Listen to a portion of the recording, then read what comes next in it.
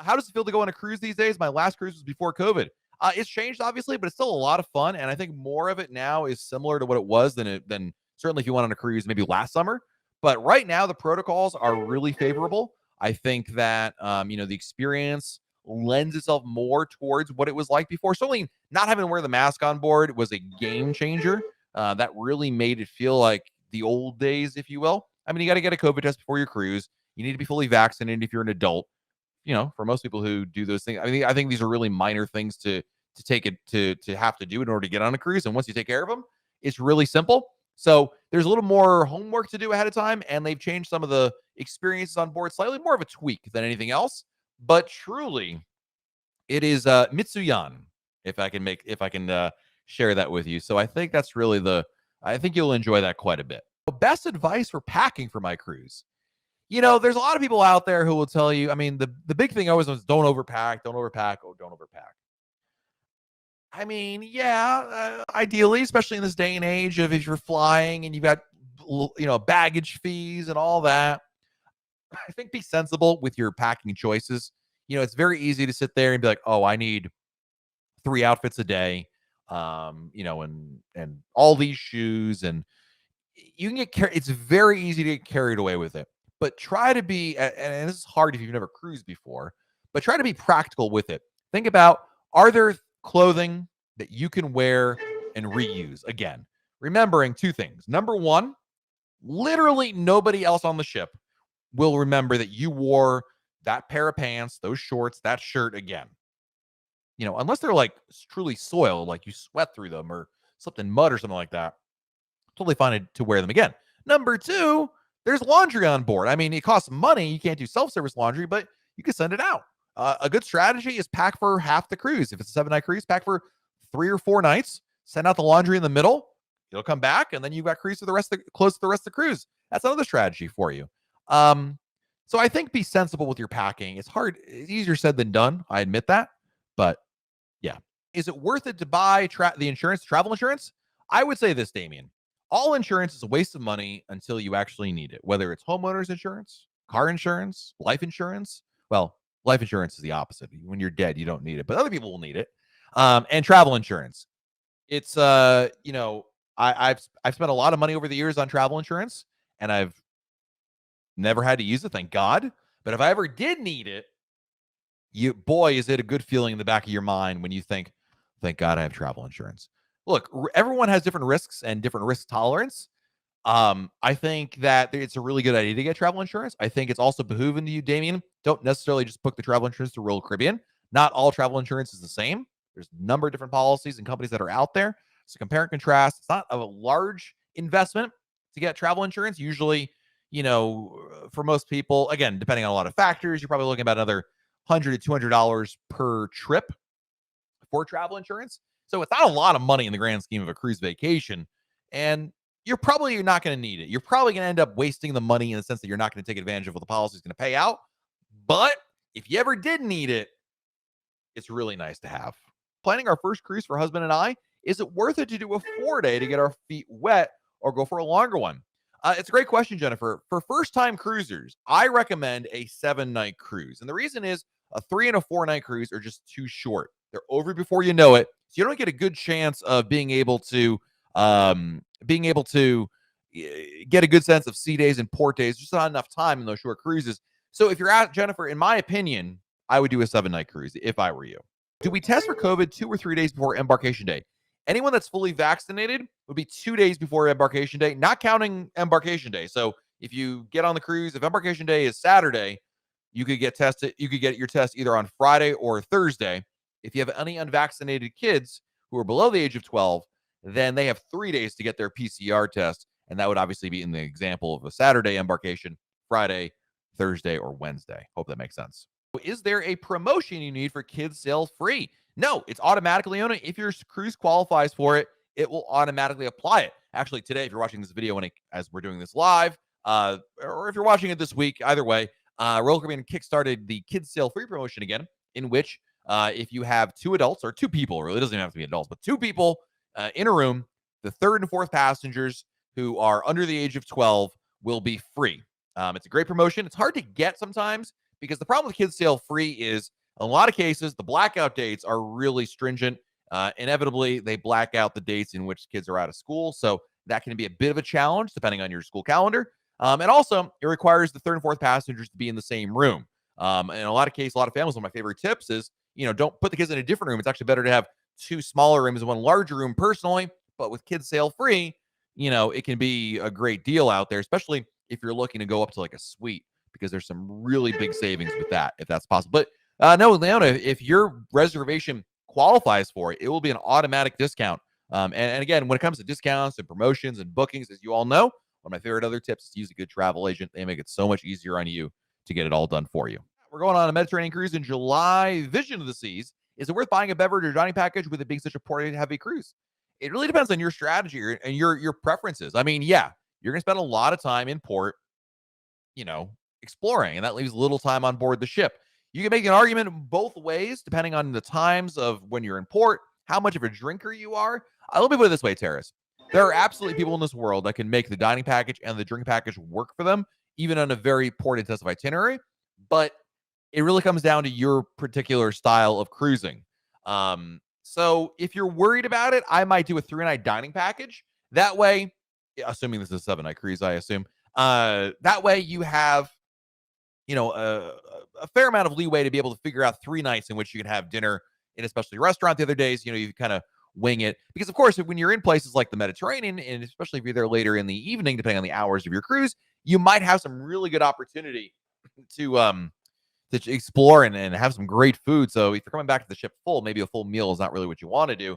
Beverage package, just about time, the amount of time you're actually on board, take advantage of it. But it's not unheard of to be able to make it worthwhile. What's your opinion on a boardwalk balcony compared to a Central Park or ocean balcony? Well, compared to a Central Park, it's really just, which view would you rather see? The people watching aspect of Central Park versus the boardwalk. I prefer Central Park. I think it's just prettier, but there's better people watching in the boardwalk. Flip a coin. It's personal preference. I don't think that's really one is superior or not to the other. It's really a question, I think, of do you want to do a neighborhood balcony, meaning a boardwalk or Central Park, versus an ocean balcony. Again, my wife will always pick an ocean balcony. I like having Central Park. I like something a little bit different. We can always do ocean balconies on plenty of other ships that are out there in the fleet. There's only a couple that you can do this on that have the neighborhood balconies. I like that difference there for the variety. But, it's really more personal choice than anything else. I don't know that there's really a right or wrong answer. Go to my first cruise ever in June on Liberty. Are they doing behind-the-scenes tours still? No, actually, Jenna, one of our YouTube editor, is on Oasis of the Seas right now. She had booked it for this cruise, and it was they canceled it last week. So unfortunately, the answer is no. They have not brought that back yet. I hope that changes. Is a cruise a good trip for a honeymoon? I think so. Are there special benefits? Not necessarily. I mean, not like, oh, you're on a honeymoon? Tell them what they won, Johnny. Like, it's not that kind of a thing. You can certainly do decorations, things like that, but there's no like inherent special like honeymoon packages, if that's what you mean. So the answer is no. We're thinking of doing it. Plus, it'll be our first cruise. I mean, honeymoons are great. I did my honeymoon on a cruise. I know a lot of people have done honeymoons on a cruise. It's a very popular activity for honeymoons because it's just a really well-organized product and just lends itself really to that type of a vacation. So I think you would certainly find it to be, I think, a great idea to do your honeymoon on a cruise. So yes, I think it's a good idea. And I am extremely biased in that. But was there any info on Icon yet? Any info at all? Unfortunately not, my friend. It is supposed to be coming soon. I would imagine in the between now and the end of, let's say next month is May, right? Yeah. Between now and the end of May, I think there's a good chance we're going to have that. And I say that because, of course, Royal Caribbean has said that. And I take them at their word for it. We did an interview back in March when I was on Wonder of the Seas with Jay Schneider, who's the Chief Product Innovation Officer for Royal Caribbean. And he said in the next 2 months, so I guess if you don't count March, that's April and May. So fingers crossed, we're going to get more information here before Memorial Day or right around there about Icon of the Seas. I know a lot of people are very, very excited. Biggest difference between Royal Caribbean Carnival as far as the onboard experience, selling my first Royal Caribbean cruise on Symphony in June. It's a great question. Thank you for your generosity with your super chat. I actually don't know the answer. I've never cruised with Carnival. I've only heard things from lots of other people. I think there's obviously depends on the ship, Shaylin. You're going on Symphony. I don't know what you're used to on the Carnival brand, and whether you like you cruise fantasy class or Vista class or something like that, I just don't know. My only answer to you is they're more similar than they're not. All cruise lines, this is true of, right? Whether we're talking about Carnival, Norwegian, Disney, MSC, the core experience for mass market cruise lines is really similar across the board. All the cruise ships do main dining. They have buffets. You've obviously got your cabins. There's entertainment. There's specialty dining that costs extra. There's beverage packages. Now beyond that, certainly there are nuances. Certainly there are little things here and there that truly, maybe will differentiate one brand from another. A lot of people really like what Carnival does. They like their pool deck experience a little better on Carnival. People like perhaps they have Carnival has some of their new Red Frog Pub and Guy's Burgers, and they really rave about that stuff because it's included. And and on Royal Caribbean, you've got Broadway shows, you've got some amazing activities on board. It really depends on the ship and obviously what you're used to. So it's hard to truly break it down. And again, I have not cruised with Carnival. I can only tell you as objectively as I can be what I've certainly read and learned about Carnival, because having covered the cruise industry now for going on almost 12 years, it's hard not to at least see or be aware of certain things that Carnival is doing, talking to other people who've cruised with Carnival. And I'm sure there's some in our chat who may be able to share their experiences as well. But the experience is not going to be that much different. It's not like you're going from Carnival to, gosh, I would say either Princess or more like a luxury cruise line like Silversea. That would be a fundamental shift in the experience. This is still, I think, more similar than not. But I just like I always liked what Royal Caribbean has to offer. I feel like their balance is a little bit better in terms of what you get for what you pay. So, and I think I can go on record and say the Wi-Fi is better on Symphony than it is on most Carnival ships. So, for what that's worth. What's the best way to book your cruise? Costco, AAA, or through Royal? We have cruise credits to use by the end of the year. Well, I'm biased. Number one, going directly through the cruise line is a mistake, so let's take them out of the picture. I am not a fan of Costco because of the lack of service they provide. Costco and other big box stores are notorious for, they'll front load the offer. They're like, hey, Michelle, book through us. We're going to give you, free dining or a drink package or onboard credit.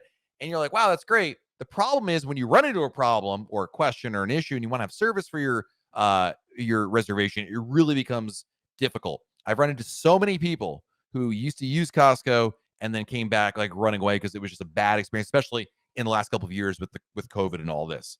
Now, full disclosure, we have an arrangement here at RoyalCaribbeanBlog.com. We have a sponsor, MEI Travel, so I'm biased in this. I'm not going to give you a unbiased answer in the grand scheme of things. I'm trying to be as unbiased as I can. But I would tell you, work with a good travel agency. Don't look at an agency that tries to give you, you don't want an agency that's going to lure you in with the most upfront discounts or promos. Like, hey, look at all these free things we're going to give to you. That's great, but that doesn't matter. The value of a good travel agent is not when you book your cruise. It's when you service you in between, when you have questions, problems, issues. That's really when they help you out. So I would simply say, look at the big picture. Don't just look at who's front loading the offer for you. Why do some people like doing Royal Up? Why not just book the room they want to begin with? Theoretically, they're saving money on it, Kevin. The cost to upgrade via Royal Up would be cheaper than to do what you're suggesting. I think, to your point, I think a lot of people simply aren't aware that they could do that, or it might not be that much more expensive, but it's basically the thing that the Royal Caribbean is putting in front of them. So, yeah. Are there any advantages of Wonder over the other Oasis Class ships that would make it worth the price difference? Latest and greatest, how important is it for you to have Mason Jar, which is only available on Wonder of the Seas? How important is it for you if you got kids, to go to the Playscape, which is only on Wonder of the Seas? How important is it if you're staying in a suite to have your own dedicated suite neighborhood, right? Those are the things that really, and of course the panache of being able to say, I went on Royal Caribbean's newest ship. That's what it's really about. We'll be live again next Monday right here on YouTube. If you have questions between now and then, feel free to go post them on our message boards. Check out RoyalCaribbeanBlog.com. We have plenty more Royal Caribbean news, information, fun, advice. It's all waiting for you over there. Have a great week, everybody. Stay safe out there. Do something fun, like maybe book another cruise. And we'll talk again very soon right here on YouTube. Good night, everybody.